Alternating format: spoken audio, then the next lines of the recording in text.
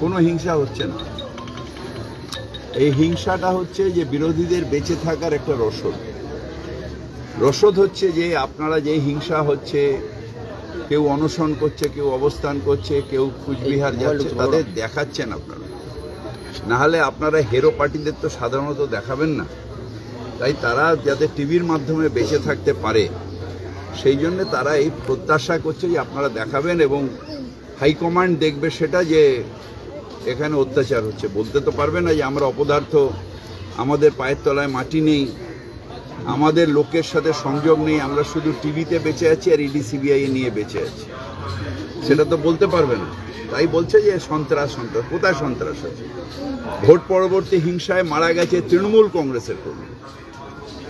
কংগ্রেসের কর্মী তার নিজের আত্মবিসর্জন দিয়েছে। কোথায় মারা গেছে? কোথায় অন্যায় হয়েছে?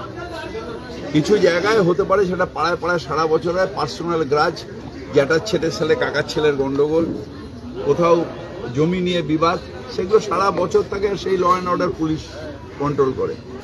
কিন্তু আমরা কখনোই ভোট পরবর্তী হিংসায় বিশ্বাস করি না।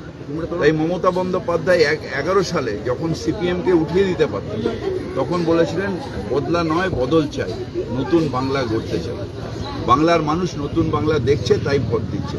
আমরা কম্পিটিশন করব, কাজের কম্পিটিশন, উন্নয়নের কম্পিটিশন করব। আমরা সন্ত্রাসের কোনো কম্পিটিশন। সন্ত্রাস ওরা করে, গুজরাটে 2000 লোককে খুন করেছে, মুজাফফরবাদে খুন করেছে, এখানেও মাঝে মাঝে কমিউনাল উস্কানি দিতে আসছে। কিন্তু বাংলার মানুষ বলে হিন্দু না ওরা মুসলমানের জিজ্ঞাসা কোনজন, কান্ডারি বলো ডুবিছে মানুষ সন্তান মোর মার। সেই কন্ডারির নাম বাংলায় মমতা।